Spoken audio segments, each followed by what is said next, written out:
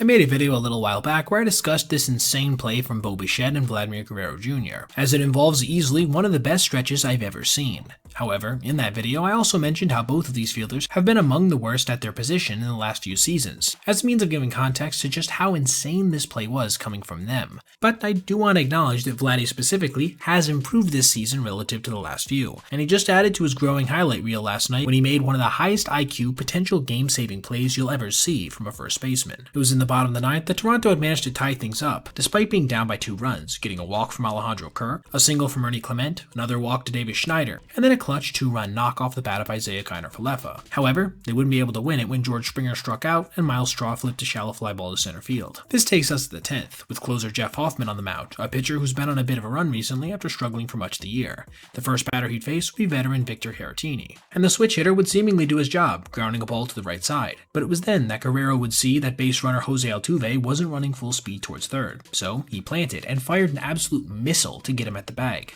A devastating blunder from Jose, but one that is at least partially understandable. Even his own manager, John Schneider, said that he was glad there wasn't a microphone in the dugout as it was happening. I sincerely think there's not a single other first baseman in the league who would dare even try that, especially in that circumstance, partially because Vladdy has one of the best arms in baseball among those at his position, and partially because he has a daring personality, fully willing to take chances when it makes sense, and sometimes even when it's pushing it a bit. This would help Toronto go on to allow 0 runs in this frame, before the hulking righty himself would come up to lead off the 10th, and wouldn't you know it, he'd register his second clutch play of the inning when he managed to beat out this off-balance throw from Altuve. Then, after a Dalton Varsho strikeout, it would be Tyler Heineman's turn to send everyone at the Rogers Center home happy, grounding a ball that was stopped nicely on a dive by Christian Walker, but thrown home just late, securing a walk-off win while simultaneously extending their lead in the East back to 3 games.